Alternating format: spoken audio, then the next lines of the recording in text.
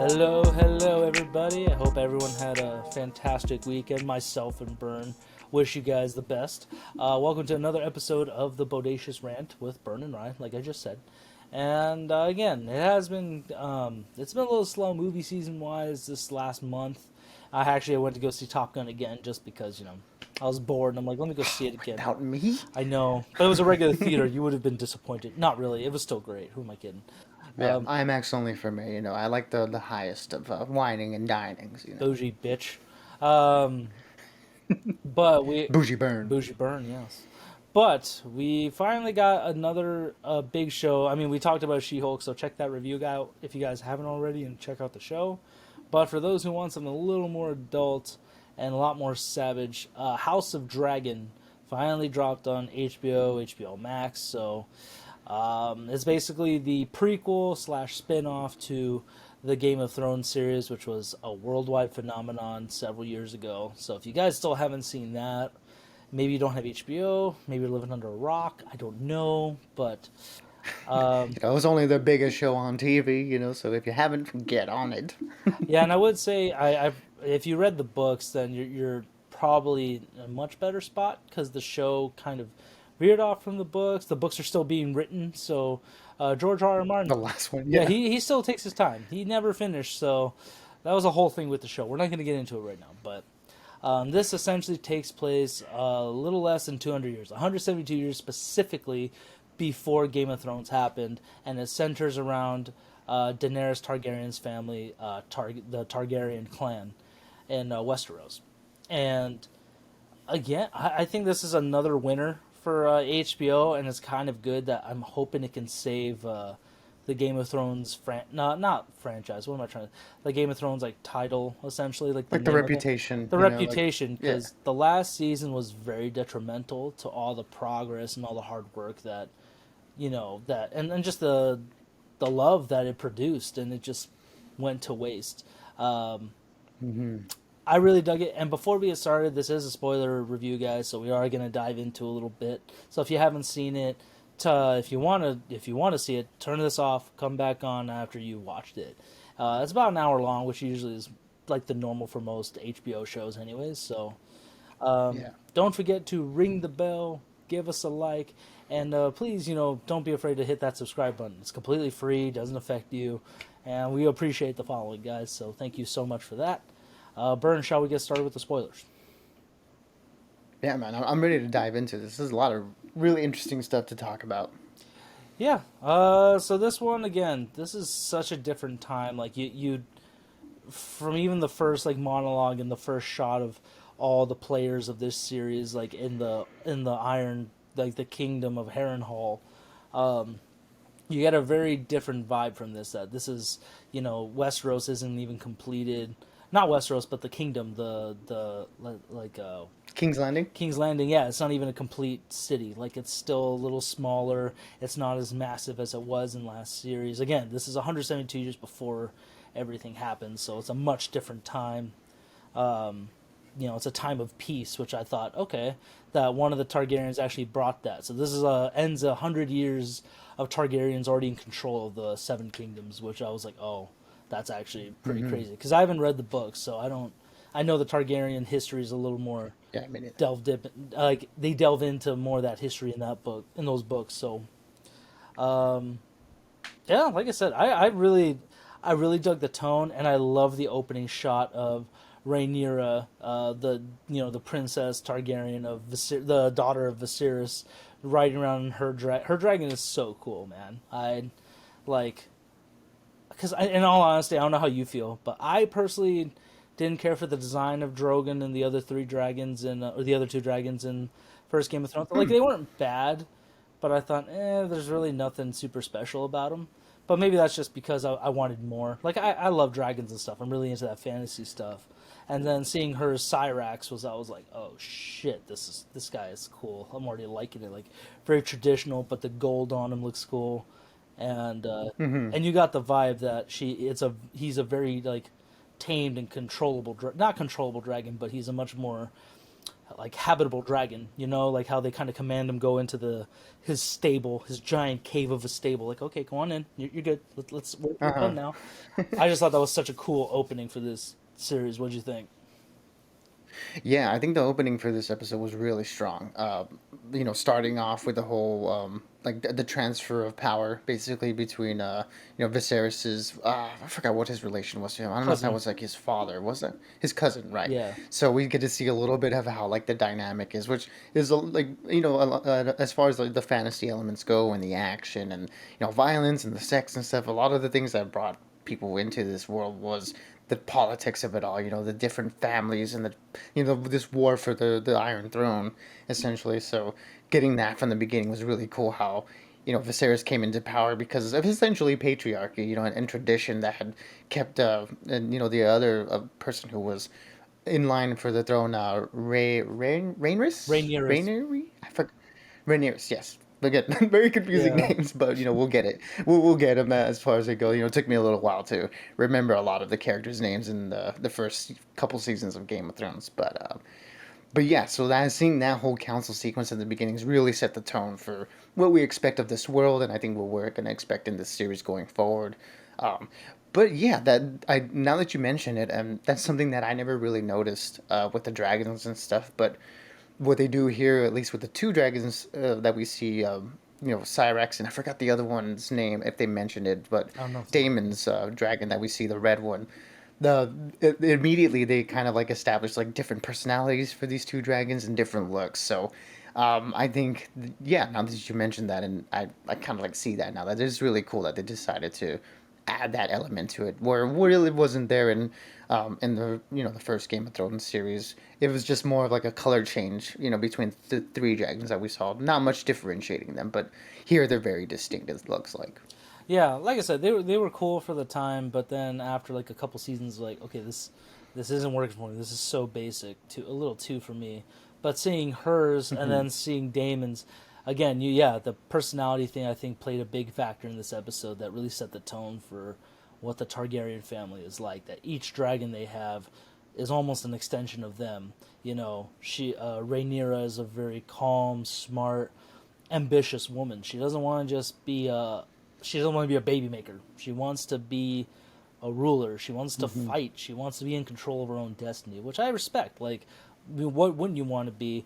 And that already came off super off-putting for a lot of the characters that And then when she's with her mom, who's pregnant with her brother, she's like, no, this is what we do. We have kids. The bedroom is the war, our battlefield, and all this stuff. And I can already tell Yeah, she's, great line. yeah. I thought it was a very like, oh man, that's such a well written line. But it's like, god damn, that sucks. like Hmm. you want to have more for the women in that one. And Damon, played by Matt Smith, which I think this is one of my favorite characters with him so far. I haven't seen him a whole lot, Oh yeah. but I'm liking this role for him.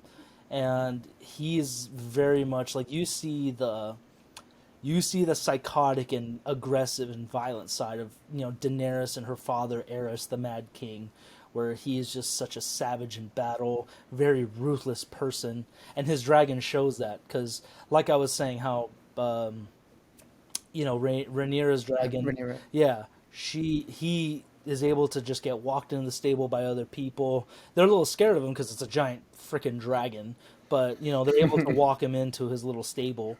Whereas Damon's dragon, he had to calm him down. He was the only one willing to do that.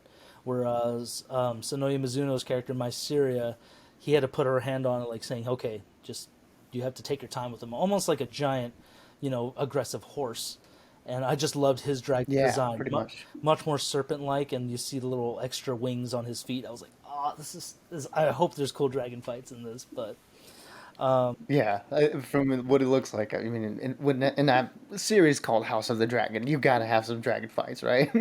I'm keeping my fingers crossed. Hopefully, the team does not drop the ball on that. But as the episode goes on, again, I really like how Viserys, that guy that's in like every Sean, Paddy Considine. Yeah, he's great. It's such a weird thing. He's so good. It's so weird seeing him in such a dramatic role because I'm just used to him being like in Hot Fuzz. Hot Fuzz. What else is he? He was in Shaun of the Dead. What else has he been in? Oh my god, I can't think right now. Like he's in all Simon Pegg's I mean, movies. he's And at World's End, right? Right, World's yeah, End. I mean, he did the three movies with Simon Pegg and what's Nick his name? Frost. Yeah, So yeah, it's just weird seeing him in this. Like it's such a serious character, but again, it's almost like they're saying because the other thing with this show, not only is the politics great, I guess it's the fascination with the inbreeding of some of these families. Mostly the Lannisters and Targaryens that they're famous for keeping the blood pure, much like the McPoyles of Philadelphia, Pennsylvania. yes, the purest of all families. Ugh. Those McBoyles. But in this one, we kind of like, and because of inbreeding within these families, it's almost like the men in this, like not the men, but just everybody who's a Targaryen is almost on opposite sides of the spectrum. Mostly they're either weak and very passive, kind of like Viserys is. Not that he's weak, but he's just more calm and just a little more laid back about certain stuff unless he needs to be aggressive. And then you Yeah, get like Daemon's he side. takes a little bit like a more passive Yeah, approach. Yeah, like you mentioned. yeah, like you get Daemon's side where he's just borderline psychotic. Like he just wants violence. That's the only thing he knows. So I think again, I'm loving the dive into this family so far. Yeah, the economy of the two brothers, specifically Viserys and Daemon, like you mentioned, really does a good job of basically consolidating what this whole family is about. Like you have someone who's a little bit more passive in the way they are.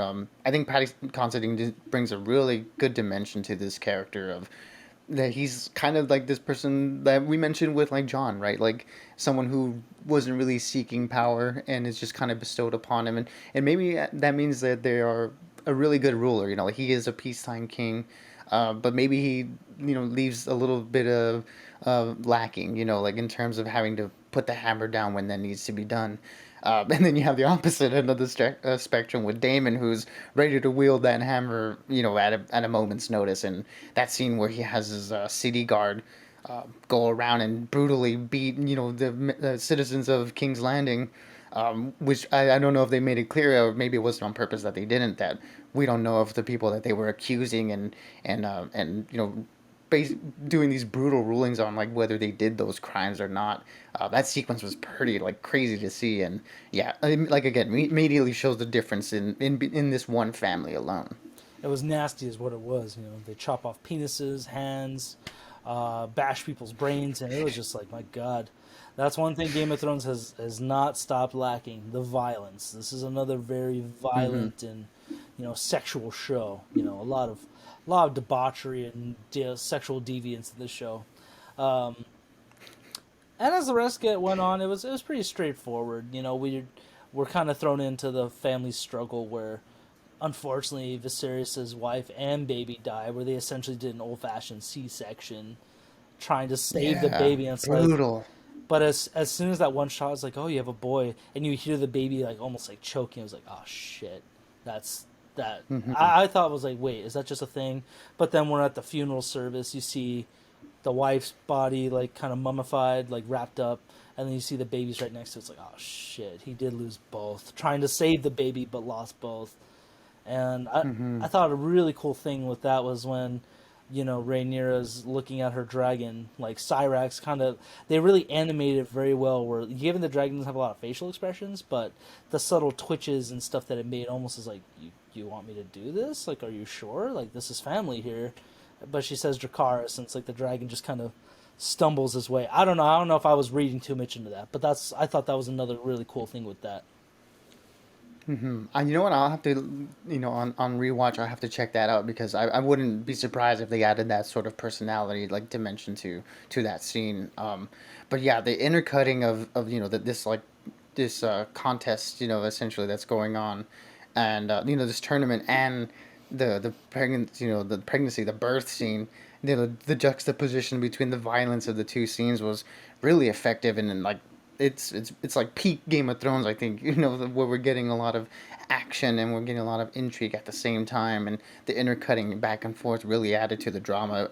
That whole sequence was incredibly well done, and man, that was one of the more hardest things to watch in in all of Game of Thrones. I think that C-section scene, so brutal, and it goes to back to Emma, her point of that the room, the bedroom is their battlefield, like them giving birth, like that is their service, that is their war, that is how they have position and power, since they're not given the thrones, essentially they have to serve their kings. And yeah, that was such a brutal sequence, man. That made me really feel for her so much. And yeah, the violence that we have on display in the tournament with Matt Smith, just being a sore loser essentially. Again, all the character work being done in this first episode is so good. It's peak Game of Thrones. It feels like they went back to what made it really good, and which was the writing and the characters and the staging of these sequences. It was all super well done here. Yeah, and again, the rest of the players are pretty solid. Like, I think Steve Toussaint's my favorite like side character right now, strictly on looks alone, because he plays Corlys Valerian, who's comes from another old family, very wealthy, but Hmm. also they control the navy of King's Landing of the Seven Kingdoms. So he's a big deal, and his call sign is the Sea Snake. So I'm very much looking forward to seeing what action he Hmm. has, but again, he plays it off so well that while he nominates Damon as the next heir of the throne, but he's also like, no, well, I wouldn't mind taking control as well. Let's say so is my son, because his wife Rhaenyra, she's the cousin who got dicked out of the throne due to tradition stuff. She is the queen that never was, unfortunately, and it's almost like Hmm. it's almost like a backhanded compliment. Like at the contest when the guy's like, "Oh, I would like something from the queen who never was." It's you can tell in her face she's like, "Oh, fuck you, dude! Don't call me that." But Yeah, like it's a title that was given her, and it's like she just resents it. Like, I don't want to be known as this. I really wish I would have had the thing. Quit reminding me of me getting, like you said, dicked out of it, literally because she doesn't have one. yeah, I'm really looking forward to seeing him. The Hand of the King, played by Reese, I think. Rice, yeah, Rice Stephens. Yeah, him as Otto Hightower, another big player. I thought he's very Mm-hmm. interesting because while he's loyal to the throne, and to Viserys, he also has ambitions. Like again, the politics part was one of the best things of Game of Thrones. Everybody trying to play their cards right so they can get one Mm-hmm. step closer to it.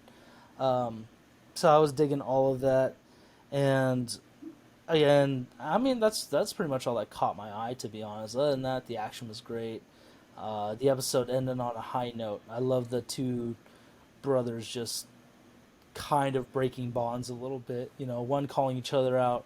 It's just like, no, you're gonna go back to where you're from, and that's it. You're done with the throne, and you can tell Matt Mm-hmm. Smith's face, especially when he took his dragon out. Like, fuck this. I'm ready for war. I'm gonna go. Like the civil war is gonna begin. You know what I mean? Yeah, and then that's an interesting element too, because he names Rhaenyra as his and the next in line for the throne. The air, yeah. And yeah, and we see that she and Damon have a little bit of a relationship going on. There's a fondness between the two, which again weird, but it's Game of Thrones. And then this is the Targaryen house, so there's a precedent set for that. So that element, how is that going to pit them against each other when it seems like they do have a little bit of a bond that we see in this episode. So going forward, it's going to be interesting with that relationship and relationship between her and her friend Allison, right? That's her name. Yes, I believe so. Where yeah, her dad is, the Hand of the King sends her to, the king's bedchamber.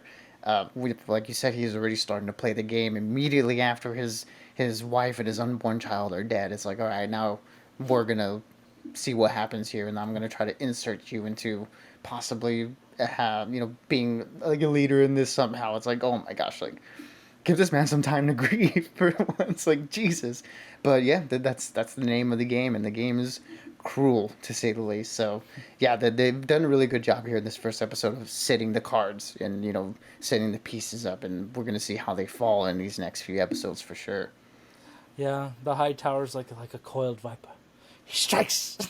And, oh man, and again the set pieces. That's another thing that this show never, even the last season, never really, like Game of Thrones never failed. That was the set pieces. There's a lot of work that goes into the Hmm. show that really throws you into the setting, especially in the keep of King's Landing, where there's that giant dragon skull. I think that's supposed to be Aegon the Conqueror's dragon. Just you could see how massive that thing was.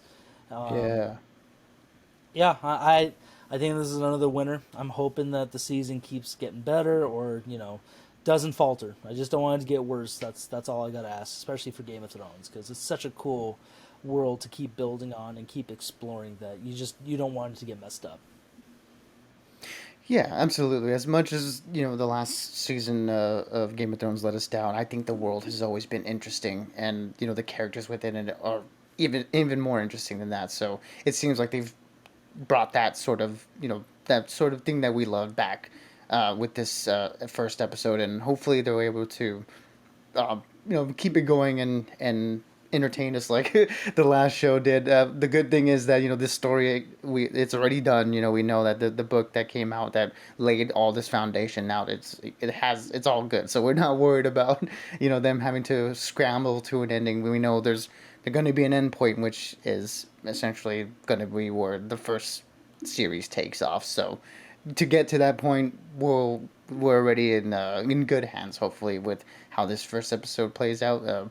But we'll see it. But yeah, if this is the basically the little taste that we got, hopefully we're in for something really good, and I'm excited. Absolutely, Burn. Absolutely, guys. Let us know what you thought in the comments, or we love to hear keep the conversation going. See what you guys think of the show so far. Are you excited or are you not? It's just a dud for you. Get back to us on that. But until then, we still got more She-Hulk coming out.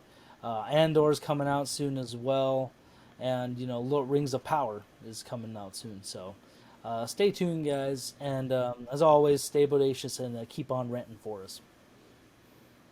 Absolutely, everybody. We're gonna be talking about this show and all those other great shows and stuff. But yeah, every Monday we'll be able to talk about some hot D, House of the Dragons. So if you want some hot D action, come over here to the Bodacious.